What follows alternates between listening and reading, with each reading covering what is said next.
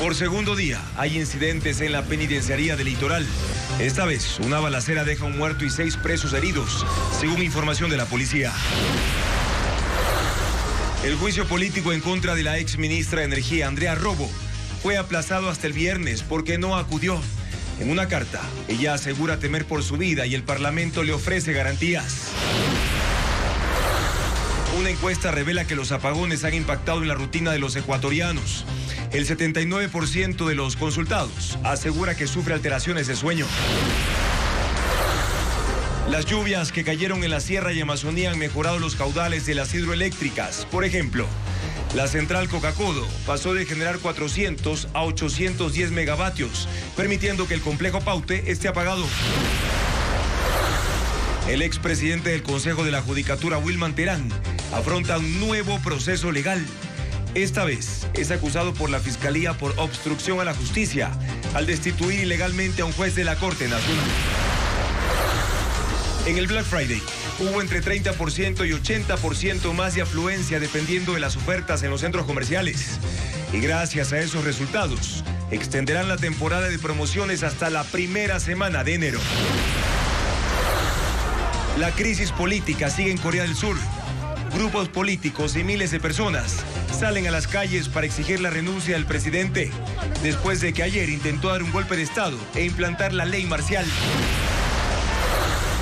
Francia vive una crisis política tras la destitución del primer ministro Michel Barnier por la Asamblea Nacional. Fue censurado por aprobar los presupuestos de la Seguridad Social, saltándose el voto del legislativo. Por las fiestas de Quito, Televistazo presenta la colección de Rafael Racines, un fotógrafo que tiene 25.000 fotografías y las más antiguas datan de 1860.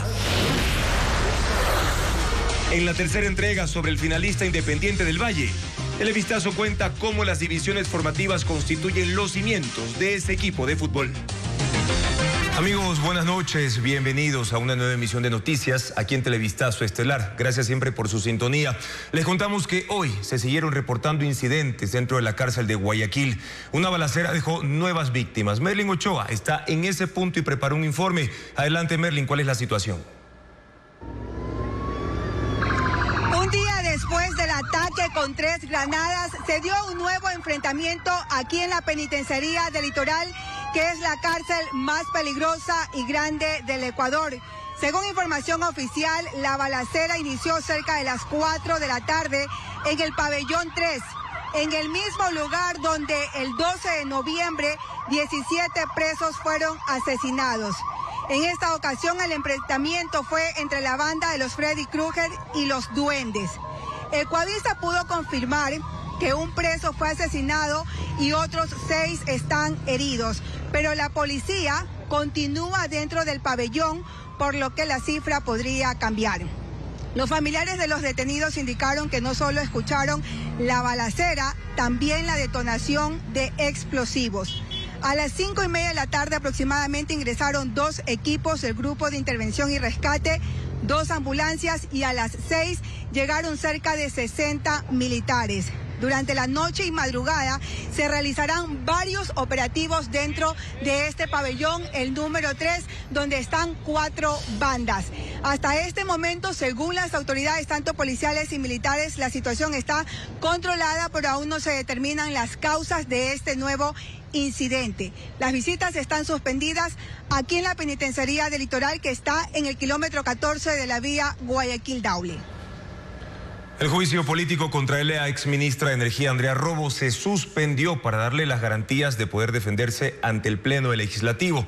En una carta, Robo anunció que no acudiría este miércoles por precautelar la integridad de su familia y no humillar al gobierno con sus revelaciones. Patricio Díaz amplía esta información.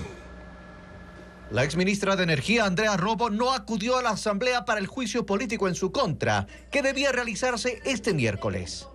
Horas antes, anunció en una carta que no asistiría y entre sus razones dijo temer por su seguridad y la de su familia.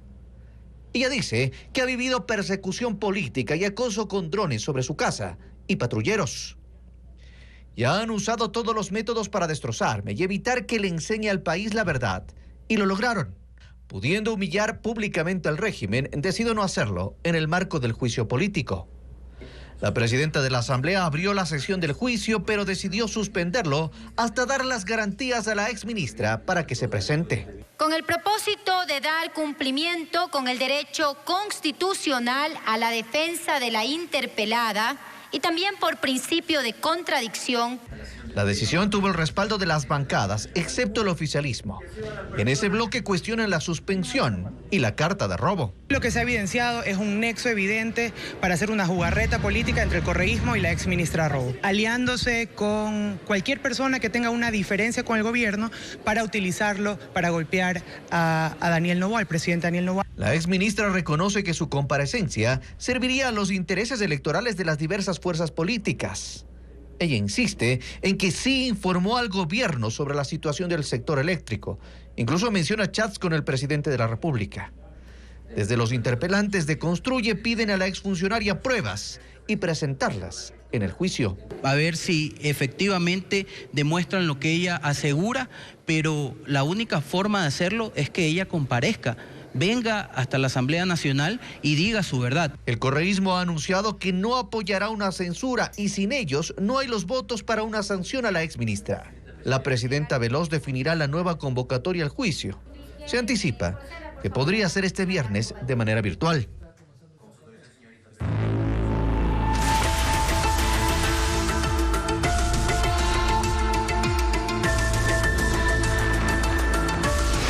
Apagones, una calamidad costosa.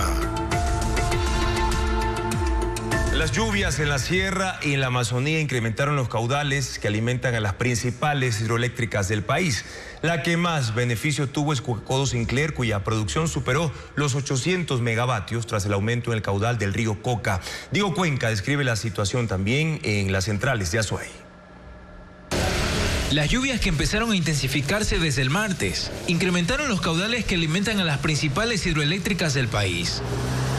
En el caso de Coca-Codo Sinclair, el caudal del río Coca a la 1 de la madrugada estuvo en 100 metros cúbicos por segundo y hasta las 11 de la mañana subió a 218 metros cúbicos de agua por segundo. En esas condiciones, la central puede incrementar la producción de energía y por eso, desde las 9 de la mañana de ese miércoles, pasó de generar 400 a 810 megavatios. Mientras en Azuay el caudal del río Paute también empezó a subir. A la 1 de la madrugada estaba en 13 metros cúbicos por segundo y hasta las 10 de la mañana llegó a los 28 metros cúbicos de agua por segundo. Ese afluente alimenta el embalse de la hidroeléctrica Mazare. Hoy en esa central está ingresando más agua y aprovechando las condiciones hídricas permanece apagada para recuperar su embalse.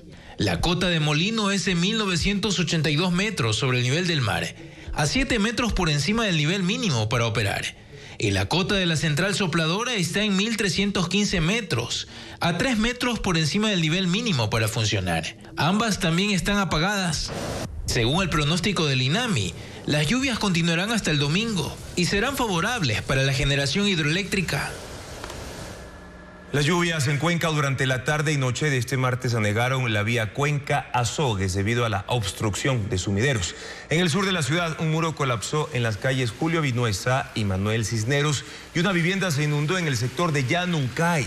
Al momento, las precipitaciones han mejorado el nivel de los ríos Tomebamba y también Machángara, mientras el Llanuncay permanece en niveles bajos y el río Tarqui sigue en estiaje. Una encuesta revela que los apagones han impactado en la rutina de los ecuatorianos en casa, en el trabajo, también en los lugares de esparcimiento. El 79% de los consultados asegura que sufre alteraciones de sueño y dificultades incluso para cumplir tareas de estudios o también en el hogar. Adriana Bermeo describe los principales cambios. Los apagones han transformado la vida de los ecuatorianos. Los cambios se reflejan en las rutinas diarias en la casa, en el trabajo, en los lugares de estudio y de esparcimiento. En general, el 90% de la población ha adaptado sus actividades para hacer frente a los racionamientos. De ellos, el 80% dice que ha sido una experiencia particularmente difícil. Es la conclusión de la consultora internacional Ipsos, que encuestó a 1.000 personas, hombres y mujeres de 18 a 65 años en Quito y Guayaquil. El 79% de los encuestados reportaron mala calidad del sueño, especialmente en la costa, por la falta de aire acondicionado. Alteración de horarios, dormir más tarde o más temprano y levantarse en la madrugada para aprovechar las horas con electricidad. Dificultades para realizar tareas escolares y del hogar.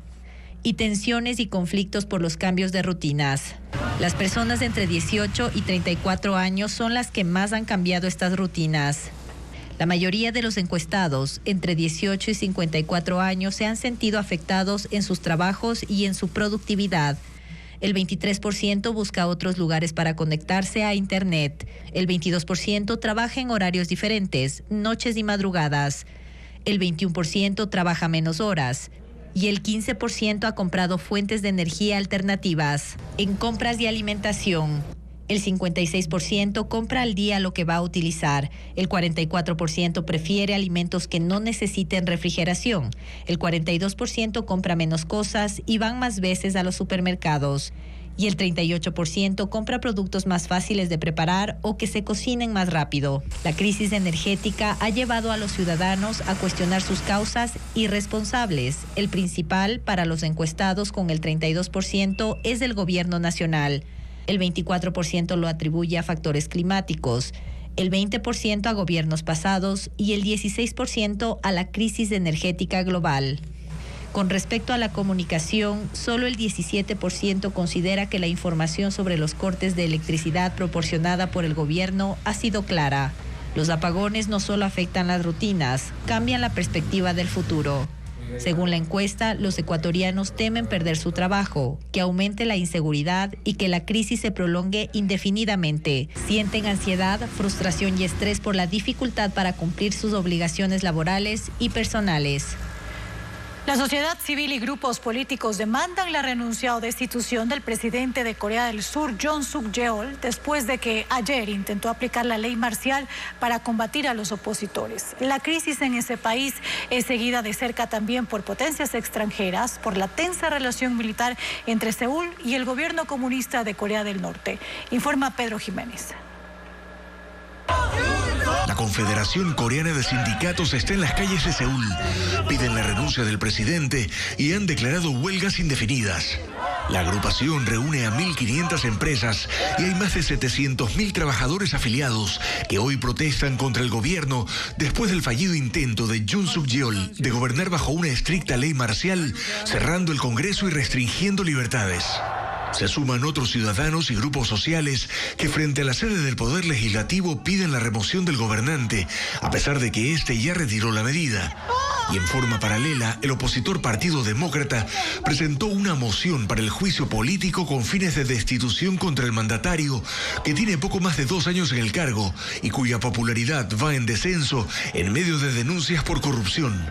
Los opositores son más, tienen 190 votos seguros y necesitan solo otros 10 para alcanzar la mayoría absoluta y sacar al presidente. La votación será entre viernes y sábado. Si la moción prospera, será el primer ministro Han Duck-soo quien asuma el mando de forma interina.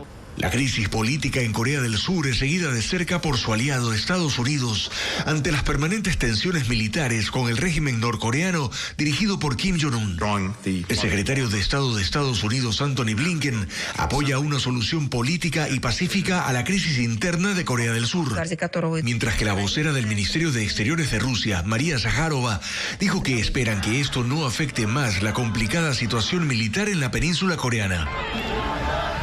La Asamblea Nacional de Francia destituyó al primer ministro Michel Barnier, provocando un caos político que arrastra a todo el gabinete de gobierno.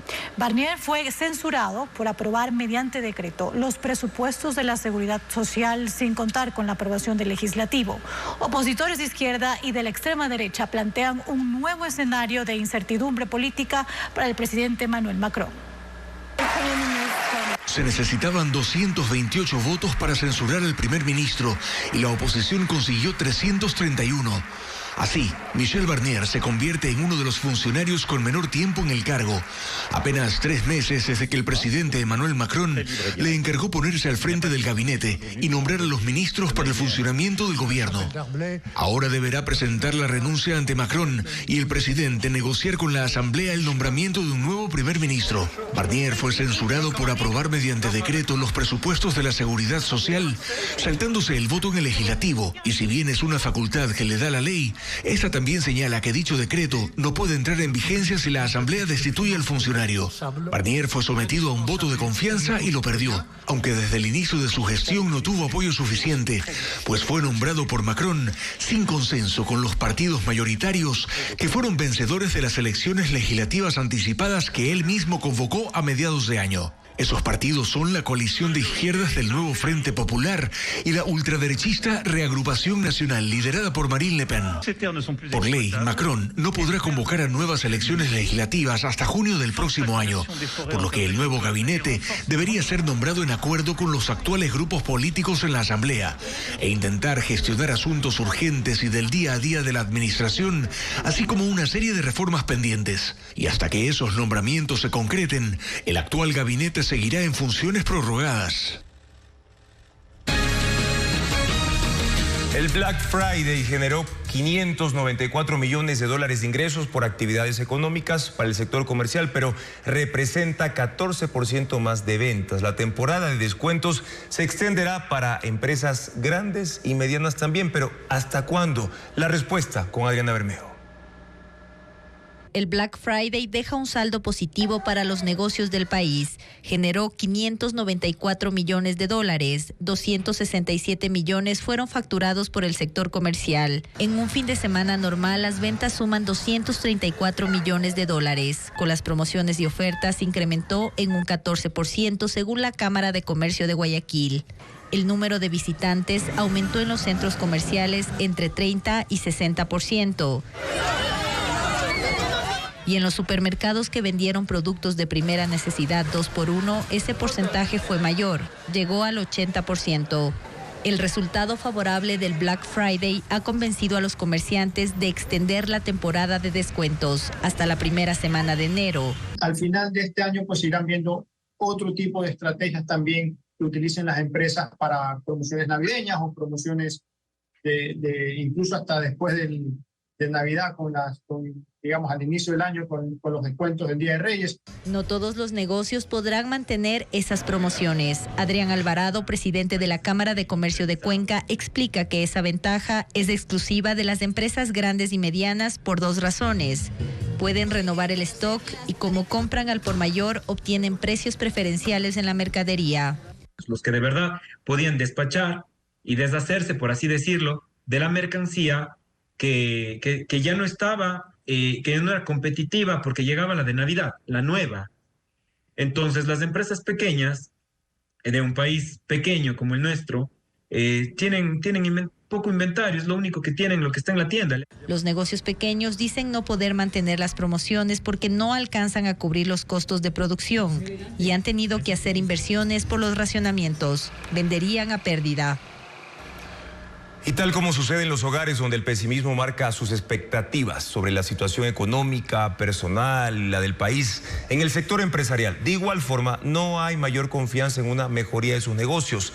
Así lo publica el Banco Central del Ecuador en su índice de expectativas de la economía. Lenín Artieda explica las cifras. El índice de expectativas de la economía presenta la opinión de los directivos de las empresas que registran el mayor ingreso por ventas de los sectores de construcción, comercio, manufactura y servicios, acerca de la situación económica actual y las perspectivas de sus negocios. Esta encuesta muestra que en el sector comercial un 33% tiene expectativas de mejoría en sus ventas, una mirada que se sostiene en las ventas navideñas y la dinamización económica que acompaña a diciembre. Sin embargo, un 55% señaló que las cosas se mantendrán igual y un 12% se mostró pesimista. En la construcción, el optimismo es menor y apenas supera los 20 puntos porcentuales.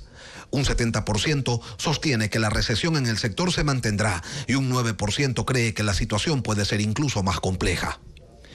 Un escenario similar es el que se manifiesta en el sector de la manufactura, donde el 24% entiende que se vienen tiempos mejores, pero entre quienes creen que no habrá cambios o que la situación será peor, suman un 76% de pronunciamientos.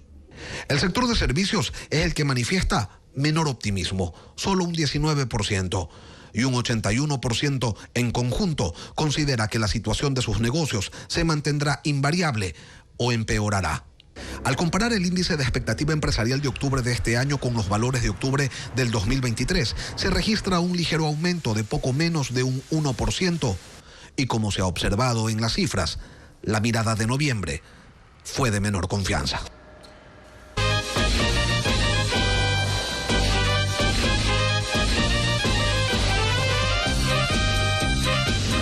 Quito, sin luz, pero de farra.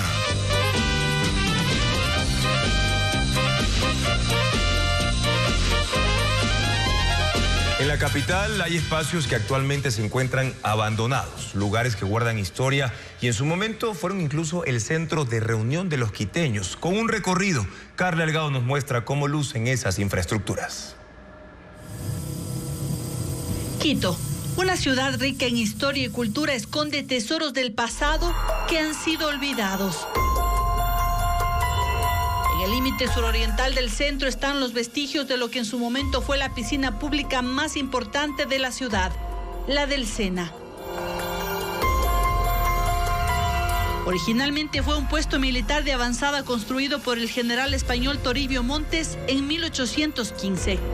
Luego se convirtió en una bodega de armas y pólvora, y es por ello que en la puerta aún puede apreciarse el símbolo de un castillo, usado para reconocer los inmuebles pertenecientes al Real Ejército de la Corona Española.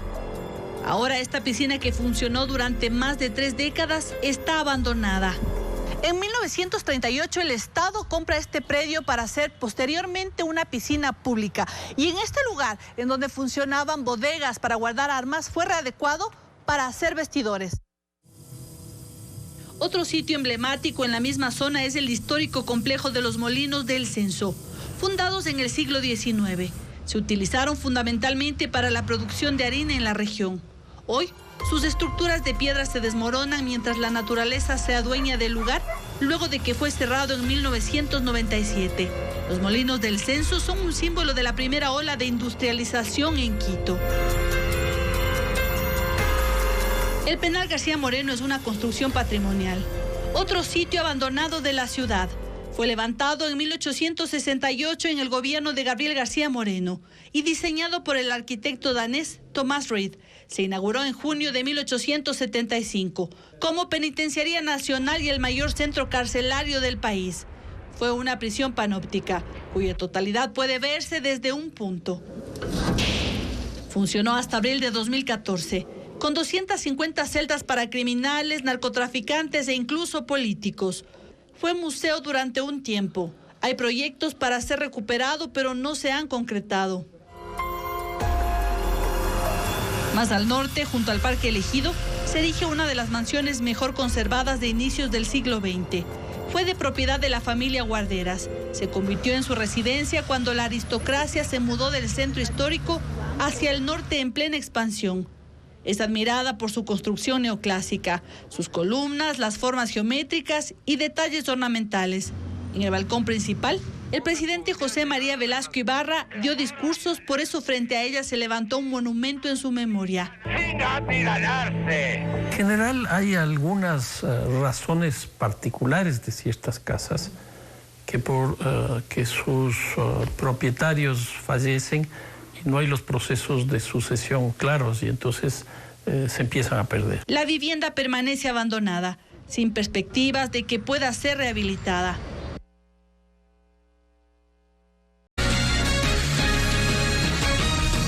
Los trabajos de ampliación en el aeropuerto Mariscal Sucre de Quito registran un avance del 35% y se espera que terminen a finales del año 2026. Carlos Luis Carrillo recorrió esa terminal aérea y preparó un informe sobre el desarrollo de las obras.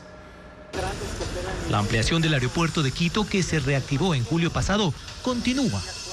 Esta vez se hace en la parte norte y concierne 17.000 metros cuadrados y en ella trabajan 300 personas en 4 niveles. el primero para cuartos técnicos y bodegas. En el nivel 2 se expandirá el hall de arribos, el área de reclamos de equipaje y la zona de aduanas que será reorganizada. En el nivel 3 está el área de salida y chequeo de pasajeros, la sala de preembarque y la zona de comidas.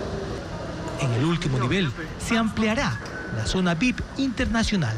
Va a haber sido una inversión de más de 74 millones de dólares para el Mariscal Sucre, lo cual es espectacular en cuanto a capacidad. En el área de embarque se incrementará 1.800 metros cuadrados y habrá una plataforma nueva para aeronaves de 35.000 metros cuadrados. Pero ahorita mantenemos conversaciones con 4 o 5 nuevas aerolíneas internacionales, ¿de acuerdo? Pero además hay un diálogo continuo con todas las aerolíneas existentes acá para ver de que vuelen más y a más destinos. Con esta extensión, el aeropuerto podrá acoger alrededor de 7 millones de pasajeros al año. Actualmente transitan 5.3 millones. Los trabajos finalizarán el último trimestre del 2025.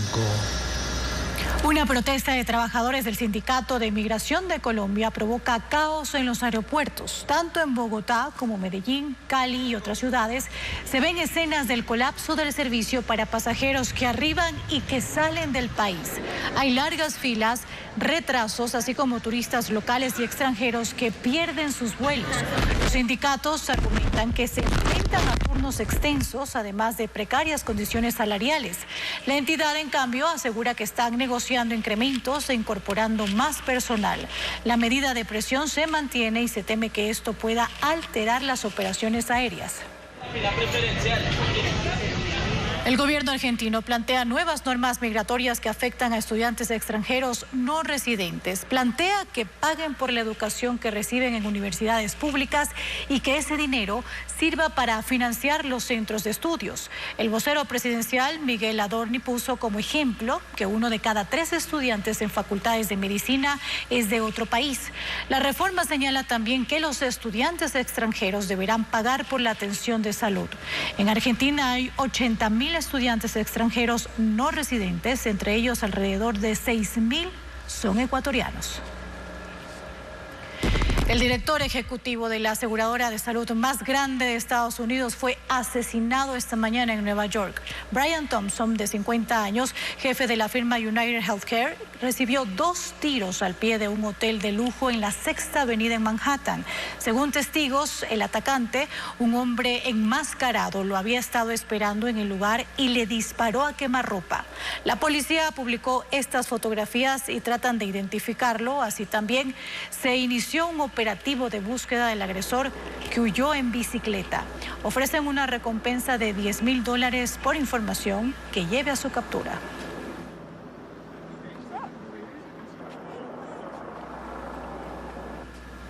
Y graves inundaciones en el sur de Tailandia dejan 25 muertos. Más de 660.000 hogares en 10 provincias se han visto afectados por las fuertes precipitaciones y casi 29.000 personas han sido evacuadas a refugios temporales. Las autoridades desplegaron equipos de la defensa civil y de prevención de desastre y están preparando al personal de salud pública, de transporte, así como la maquinaria para ayudar a las personas que necesitan ser rescatadas.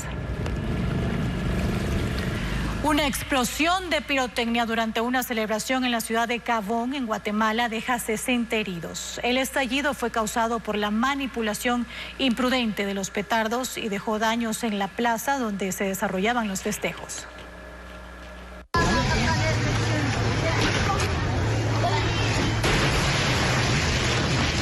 Ocurrió anoche durante una celebración en el Parque Central de Santa María, Coabón, en Alta Verapaz, Guatemala. La pirotecnia estalló y más de 60 personas resultaron heridas. Testigos cuentan que un hombre encendió una caja que contenía todo tipo de fuegos artificiales, sin imaginar que iba a causar la explosión. ¡Heridos! ¡Hay heridos! ¡Bestia! ¡Uy, destruyó la puerta de la iglesia! La onda expansiva derribó las puertas de la iglesia. Acudieron bomberos voluntarios y ambulancias que trasladaron a los lesionados a hospitales. ¿Mandar algún vehículo o ambulancia aquí a la iglesia? mientras que los vecinos también auxiliaron a niños y a personas de la tercera edad que fueron afectadas. Muchos presentaban lesiones oculares en el tímpano y graves quemaduras en el rostro. La policía sigue investigando lo ocurrido. La Cruz Roja busca recaudar fondos con la campaña Dame 5 para financiar la compra de kits de ayuda humanitaria, suministros médicos y también mejoramiento de la infraestructura. Las donaciones se realizan en efectivo y únicamente en su página web, como le explica a continuación Adriana Bermeo. Dame 5 es el nombre de la campaña con la que la Cruz Roja ecuatoriana busca recaudar fondos para ampliar el número de personas que pueden acceder a sus servicios. Actualmente son 435,000 al año. Consiste en realizar una donación mínima de $5 en la página web de la Cruz Roja. Allí se desplegarán los canales para hacer transferencias o débitos bancarios por una sola vez o mensualmente. Esta plataforma es la única vía para donar. No va a haber personal recaudando en dinero en efectivo, no vas a ir a un banco a hacer una transferencia. La Cruz Roja no solo brinda asistencia en desastres naturales o emergencias en general, también cuenta con puntos de atención en las 24 provincias, centros médicos con laboratorios, especialistas y rehabilitadores. Las consultas tienen un valor mínimo. Los recursos recaudados se destinarán a la adquisición de kits de ayuda humanitaria, suministros médicos y la mejora de infraestructura. Queremos duplicar estos beneficiarios, es decir, tener más equipamiento, más tema tecnológico para poder llegar, tener otro sistema de telecomunicaciones, renovar el parque de las ambulancias. La campaña inició este mes y se ampliará de forma indefinida. Las personas o empresas que aporten mensualmente serán parte de una red de beneficios que se informarán mediante correo electrónico. La Cruz Roja dará a conocer periódicamente a los donantes sobre los montos recaudados y en qué se han invertido.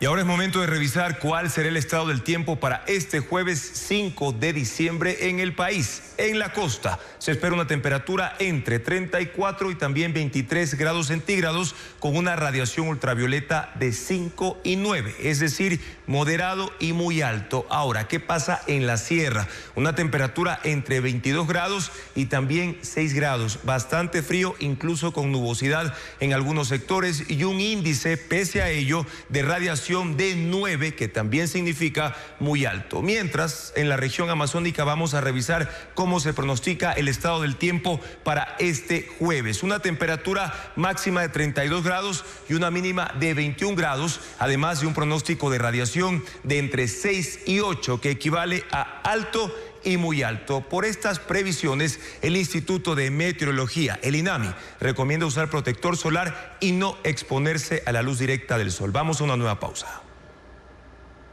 La Asamblea Nacional trató este miércoles la propuesta de sancionar los camisetazos. El debate se polarizó entre los que defendían lo que denominaron libertad de pensamiento y quienes los acusaban de cotizar sus votos. Patricio Díaz informa que la comisión encargada de este tema pidió 8 días más para incluir observaciones y que pase ya a votación.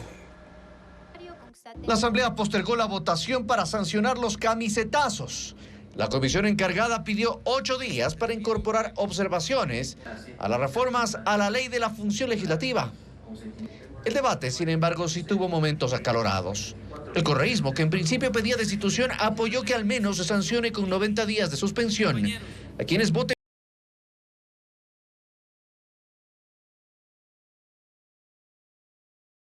el nombre de Fernando Villavicencio, luego de pasarse al oficialismo. Perdónenme, Fernando Villavicencio les dijo no se quiebren y vinieron y se quebraron al día 1. Fernando Villavicencio les dijo no se vayan de la línea y fueron directamente ahí está el otro lado. ¿O ustedes creen que Novoa representa los valores y los principios de Fernando Villavicencio? En el oficialismo defendieron el derecho al libre pensamiento y dicen que una sanción por votar diferente a una bancada sería inconstitucional. Explican sus razones. El juicio político no pueda suspenderse si se retiran firmas de respaldo, como ocurrió hace pocos meses. No se podrán hacer exhortos para reconocer el trabajo de autoridades. Los ministros y otros funcionarios que sean convocados al Pleno deberán responder preguntas de los legisladores, lo que actualmente no ocurre. Son en total 90 reformas. El expresidente de la Judicatura, Wilman Terán, la ex vocal Maribel Barreno y otros 9 exfuncionarios son enjuiciados desde hoy en el caso Independencia Judicial. La Fiscalía pide su condena por interferir en la justicia para destituir a un juez. Informa Jacqueline Rodas. Wilman Terán, recientemente sentenciado a 9 años y 4 meses de prisión en el caso Metástasis, enfrenta desde este miércoles un segundo juicio. Se trata del caso Independencia Judicial. En su primera intervención, el fiscal Wilson Toainga lo imputó como autor de obstrucción de la justicia por haber suspendido y destituido ilegalmente al ex juez de la Corte Nacional, Walter Macías. También acusó como autora a la ex vocal del Consejo de la Judicatura, Maribel Barreno, quien a la fecha era procesada por Macías y logró dejarlo momentáneamente fuera del caso Vocales. Otros 9 exfuncionarios de la Judicatura son juzgados como cómplices. Terán dijo al tribunal que la Fiscalía ha montado un circo con sensacionalismo y fantasías. Habló de pseudojuicios paralelos y shows mediáticos. Y advirtió que si no lo declaran inocente, el Estado enfrentará responsabilidades internacionales. Luego la Fiscalía empezó la presentación de sus pruebas, con el testimonio de un abogado que en 2023 trabajaba para la Judicatura. Él relató cómo lo llevaron al despacho del presidente en el piso 14 y Wilman Terán lo presionó para que redacte el proyecto para suspender al juez Macías, pese a que él explicó que eso era imposible sin un examen previo de admisión. En los próximos días, el fiscal seguirá exponiendo testigos, peritos y documentos. Luego será el turno de los 11 enjuiciados. Al final de la audiencia, el tribunal decidirá si emite una segunda condena para Terán o lo declara inocente. El delito de obstrucción de la justicia se sanciona hasta con 5 años de prisión. Terán aún tiene pendiente un tercer proceso por asociación ilícita en el caso Pantalla. El Grincho, uno de los personajes de la Navidad, llegará al Teatro de la Scala en Quito. Además, en Azuay se presentará el reconocido maestro argentino Carlos Viu junto a la Orquesta Sinfónica de la Universidad de Cuenca. Estefanía Arias tiene más detalles de estos eventos en la agenda cultural. ¿Por qué no me das una señal para saber cuál es mi destino? Es uno de los personajes más representativos de la Navidad. El Grincho llegará al Teatro Scala en Quito, una obra de magia y alegría para toda la familia. Interpretado por Pancho Arias y producido por Jesse Constante. Las presentaciones serán el viernes 6 a las 7 de la noche, el sábado 7 a las 6 de la tarde y el domingo a las 3 y 6 de la tarde. Una velada de música clásica con obras de los compositores Schumann y Brahms. La Orquesta Sinfónica de la Universidad de Cuenca se presentará en el Teatro Carlos Cueva Tamariz en la capital azuaya y como artista invitado estará el maestro argentino Carlos Viu.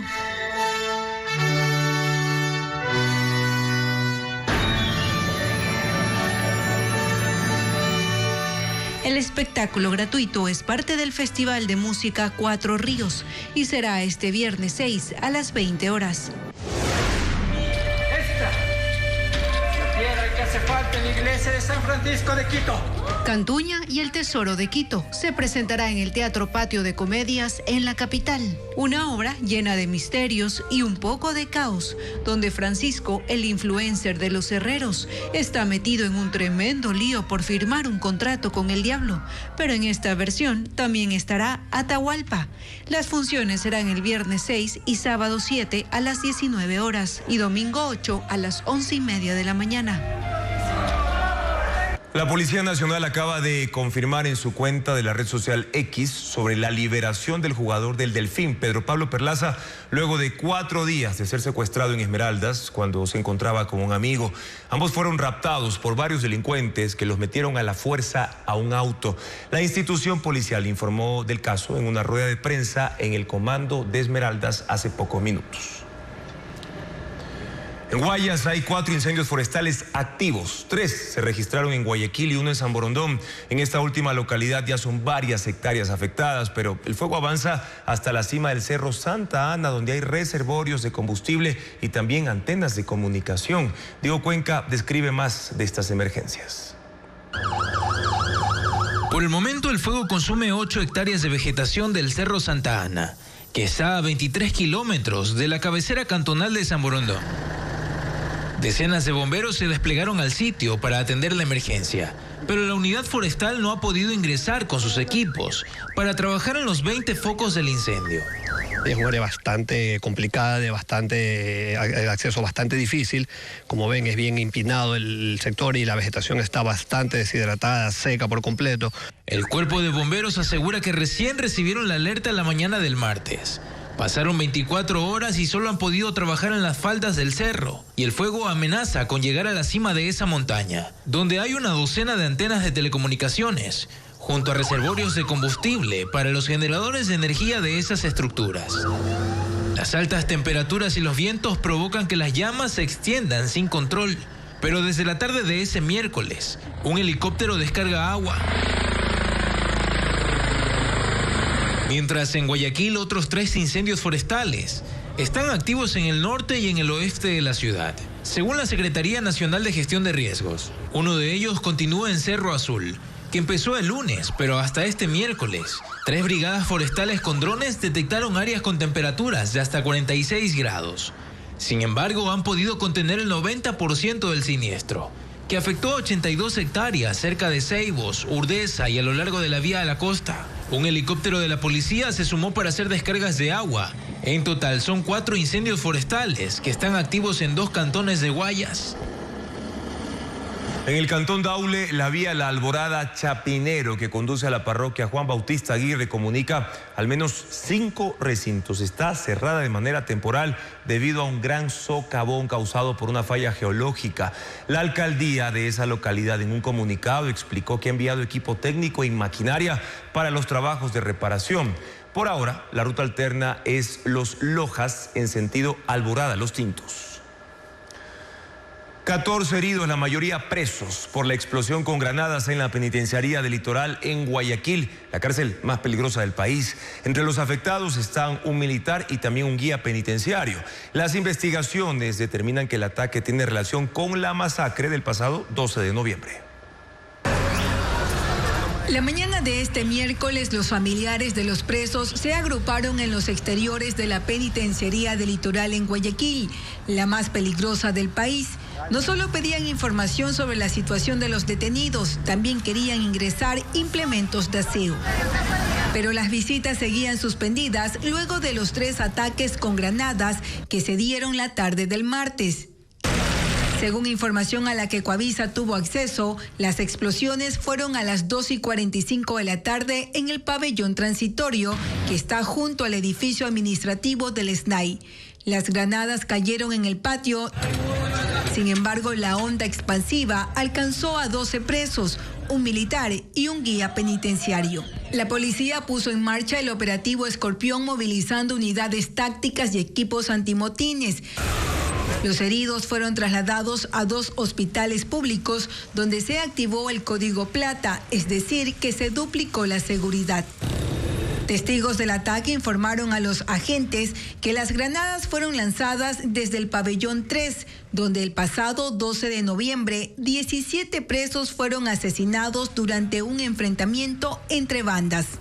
Por ello, las primeras investigaciones determinan que este ataque tiene relación con la matanza, pues los 10 sobrevivientes del enfrentamiento de noviembre estaban recluidos en el pabellón transitorio. La policía también confirmó la detención de 7 reos presuntamente autores del ataque y de 2 guías penitenciarios a quienes investigan por ser sospechosos de proporcionar las granadas utilizadas en los disturbios. La denuncia del secuestro del futbolista Pedro Pablo Perlaza, que según la policía acaba de informar que ya fue rescatado, se suma a la lista de casos en procesos de investigación. Este delito se incrementó en 2024 después de la declaratoria de conflicto armado interno en el país. Paul Romero con la información. El caso del futbolista Pedro Pablo Perlaza, ocurrido el domingo en Esmeraldas, activó la incertidumbre por la inseguridad. La Unidad Antisecuestro y Extorsión de la Policía Nacional UNACE investiga en reserva la denuncia que presentaron sus familiares. En los hechos, el delito de secuestro creció este año y no se detiene. Este martes ocurrió otro intento de secuestro en Quevedo. Las imágenes se viralizaron en redes sociales cuando 3 hombres armados intentan llevarse a una menor de edad en silla de ruedas. Sus familiares forcejearon y lucharon con los delincuentes hasta en el piso para evitar el secuestro. Escenas como esas se han multiplicado. De enero a octubre la policía recibió 2.108 denuncias de secuestros, 908 casos más que en el mismo periodo del año pasado. La mayoría de casos ocurrieron en Guayas, Los Ríos, Manabí, Santo Domingo de los Áchilas, Esmeraldas y Pichincha. El comandante de policía Víctor Zárate dijo este martes que la UNACE ha realizado 453 intervenciones antisecuestros este año para capturar y procesar a 1.040 delincuentes. La policía denomina secuestros de oportunidad este tipo de acciones en donde los delincuentes no hacen seguimientos específicos a las víctimas, solo aprovechan una coyuntura para cometer el delito. Para el rescate exigen desde $5,000 hasta $100,000. Hasta octubre de este año, 950 personas han sido liberadas.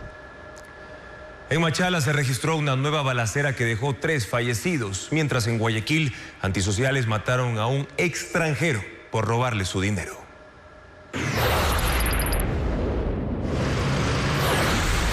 El triple crimen ocurrió este miércoles en el barrio 10 de agosto de la parroquia El Cambio en Machala. Una cámara de seguridad captó el momento en que 2 sicarios a bordo de un vehículo irrumpieron en un taller mecánico y empezaron a disparar contra 4 personas. 3 murieron y 1 quedó herida. Agentes de criminalística y la Dirección de Muertes Violentas acudieron al sitio y acordonaron el área. La policía investiga a quién estaba dirigido el ataque armado. Una persona es trabajadora y otras son propietarios de vehículos que se encuentran al interior. 2 horas y media tardó el levantamiento de los cadáveres, mientras familiares de las víctimas clamaban justicia en los exteriores del taller. El herido, quien era mecánico, fue trasladado a una casa de salud de Machala, donde permanece estable.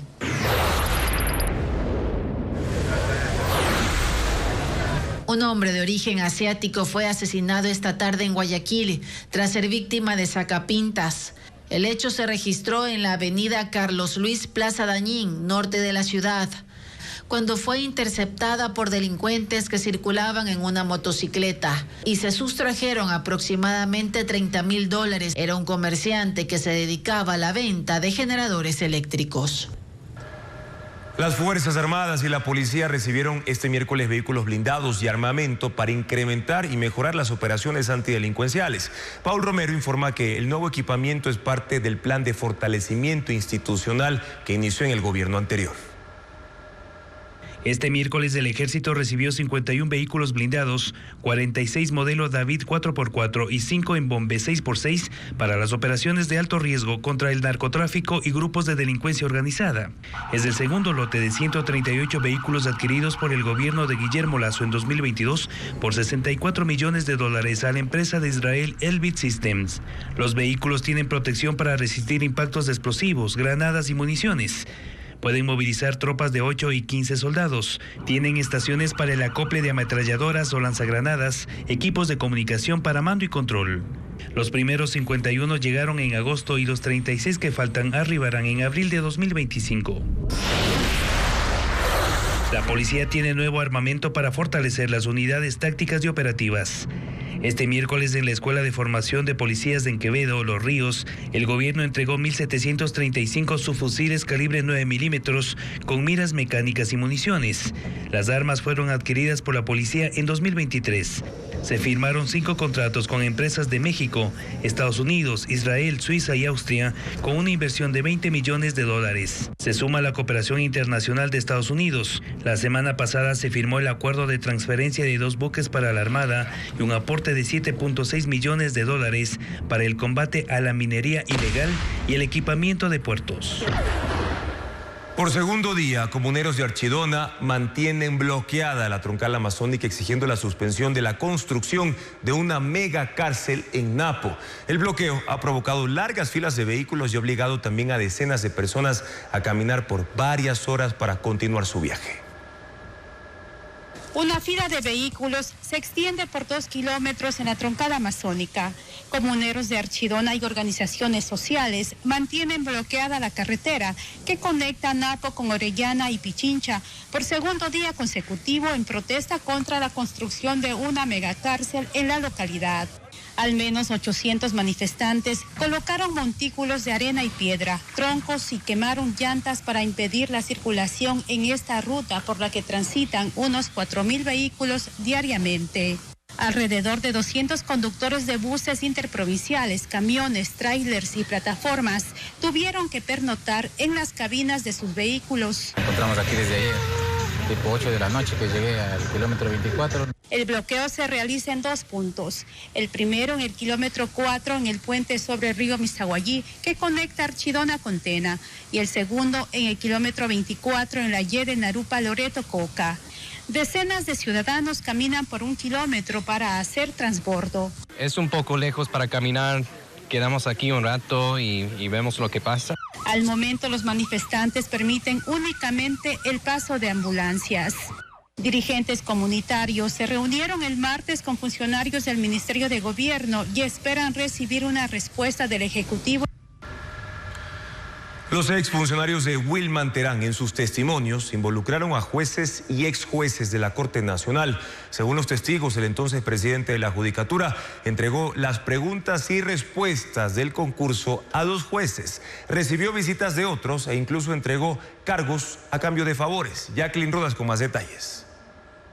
Jueces de la Corte Nacional quedaron expuestos durante los testimonios rendidos por los colaboradores de Wilman Terán, mientras fue presidente del Consejo de la Judicatura. Fabricio Herrera, su ex asesor, dijo que presenció cómo su jefe ayudó a 2 participantes del concurso de jueces de la Corte Nacional de 2023. Vio 8 sobres Manila en una mesa. Pude verificar que dentro estaban las preguntas y respuestas del concurso. Esa misma tarde el presidente Wilman Terán tenía que viajar a Guayaquil. Me pidió que lo acompañe al aeropuerto. A la altura del Hotel Quito, el vehículo se detuvo, cogió 2 de los 8 sobres y fueron entregados en otro vehículo institucional a los doctores David Hacho y Adrián Rojas. Hacho y Rojas siguen siendo jueces de la Corte Nacional y buscaban la reelección. Herrera también contó que Wilman Terán le dispuso contratar al hijo de la jueza Enma Tapia, actual presidenta subrogante de la Corte, con un sueldo superior a $2,000, pero que por su perfil le buscó un cargo en la Judicatura por $1,600, lo que molestó a Terán. Otro testigo, el ex coordinador del despacho de Wilman Terán, aseguró que hubo jueces que lo visitaban en la presidencia y que ingresaban por el subsuelo con un protocolo especial que implicaba no registrarlos en la bitácora. Mencionó a 4. Mercedes Caicedo, quien dirigió el tribunal que acaba de condenar a Terán en el caso Metástasis, David Hacho, Adrián Rojas y Luis Rivera. Sobre Rivera, el exfuncionario dijo que estuvo presente cuando se reunió con Terán y selló la solicitud para ampliar a 9 años su periodo como juez. Herrera también involucró a Luis Rivera. Dijo que mantuvo reuniones con él y su jefe para promover que llegue a ser presidente de la Corte Nacional. Terán dispuso a su asesor que entregue plazas de trabajo en la Judicatura para los jueces que apoyen a Rivera con su voto y que niegue viáticos y pasajes aéreos a los magistrados afines a Iván Saquicela. Según el testigo, estas reuniones se daban mientras el juez Rivera tenía en sus manos el caso Independencia Judicial. Los dueños de carnicerías y pequeños comerciantes de mariscos enfrentan dificultades para garantizar la calidad de sus productos. Algunos registran pérdidas porque tienen que invertir en equipos y otros insumos para conservar bien las proteínas, como nos cuenta Bessie Granja. Es el mercado minorista de mariscos en el puerto pesquero de Esmeraldas. Flavio cuenta que debido a los cortes de energía debe comprar hasta 6 sacos de hielo para conservar el pescado.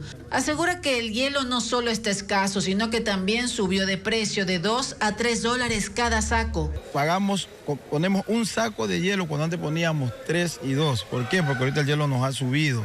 El comerciante detalla que en ese lugar no existen equipos de refrigeración. Esta situación ha provocado pérdidas de hasta un 30% en sus ventas. Miguel Mejía trabaja en una carnicería de Guayaquil. Admite que no posee un generador. Para garantizar la calidad de estas proteínas, las congela en su totalidad, algo que no convence a todos sus clientes, por lo que algunos han dejado de comprarle. Porque lo que quiere es fresco, porque si te lo trae un producto congelado, ¿qué es lo que va a decir? No, que está dañado, lo traen ya de mucho tiempo congelado, entonces hay sus pros y sus contras. En Cuenca, quienes venden pollo, carne de res y otro tipo de proteínas se han visto obligados a adquirir menos producto para evitar pérdidas. detallan cómo se preparan para vender pavos y perniles que son muy cotizados en esta época. Nosotros separamos una cantidad y el momento en que necesitamos nos van despachando. Byron admite que también registra pérdidas del 40% en las ventas en comparación al año anterior. En Quito, la Agencia Nacional de Tránsito no atenderá este viernes 6 de diciembre por las festividades de fundación. Los turnos programados para esa fecha serán atendidos en la semana del 9 al 13 de diciembre. Este y otros servicios los detallamos en el siguiente reporte.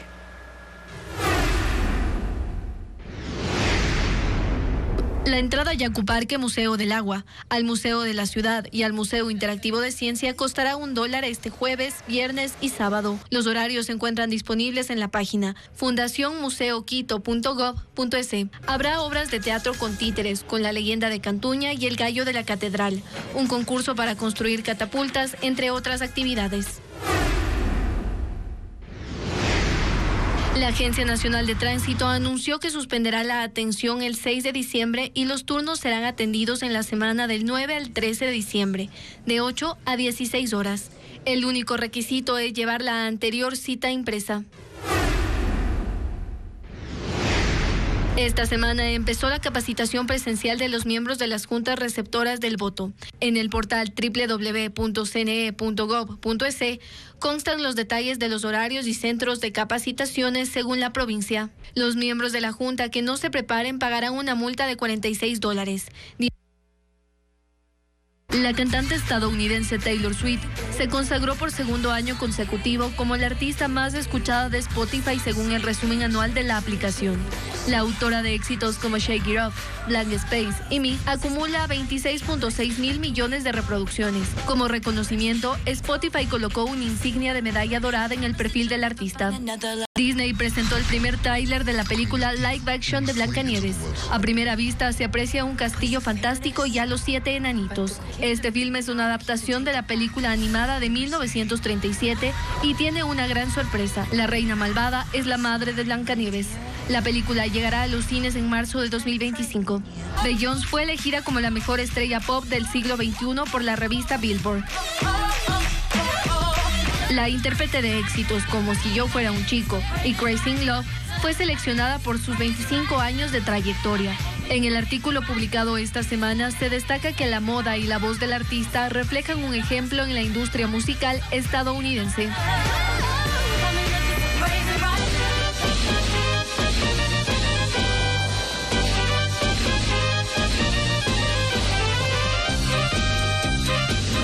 Quito, sin luz, pero de farra. En la capital hay un personaje que desde el año 1995 se dedica a recopilar fotografías antiguas para luego digitalizarlas en alta resolución y publicarlas en su plataforma personal. Y se trata de Rafael Racines. Él ha logrado crear un banco de imágenes con fotografías, algunas de las cuales datan de 1862. Recuperar el valioso legado fotográfico de Quito es la misión que este hombre se autoimpuso. Su pasión por la fotografía le ha permitido reconstruir una parte de la historia quiteña. Se convirtió en un guardián de la evolución urbana de la capital y ha recopilado fotografías, recorrido barrios tradicionales, documentado y digitalizado sus sitios emblemáticos y las costumbres de su gente. Las fotografías que conserva no son pocas. He logrado recopilar alrededor de 25.000 fotos, 25.000 fotografías de la ciudad de Quito, aparte de otras ciudades del Ecuador, pero yo me he enfocado exclusivamente a mi ciudad, Quito. Su archivo está meticulosamente organizado por barrios. Este nivel de detalle lo convierte en una enciclopedia viviente. Asocia los hechos y lugares con su propia experiencia y las historias transmitidas por su familia, facilitando la narración de la información que genera cada fotografía. Hay una foto que a mí siempre me sorprende, que es del sector de adelante de la compañía, siglo XIX. Y está una indígena por media calle caminando, cargada con su carga atrás, su costal. Estaba caminando por la acera y cuando venía el patrón, el amo, el señor de terno, no es que ellos le conocían, era el señor que estaba con terno, se bajaban de la acera. Por el respeto, por el miedo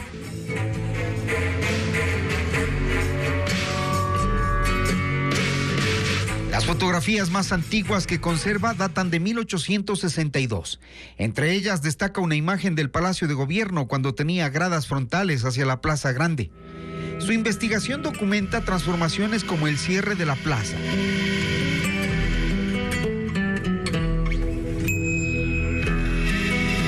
El icónico redondel de las Focas que se movió varias veces antes de la construcción del paso elevado. Su archivo revela detalles fascinantes. El puente del Guambra toma su nombre de un famoso restaurante en la esquina de la calle Patria y 10 de agosto.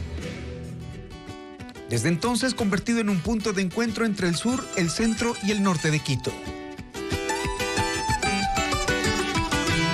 El actual parque elegido era un área militar restringida. En San Blas se levantaban majestuosos edificios de estilo arquitectónico francés, en una época en que Quito era comparada con París.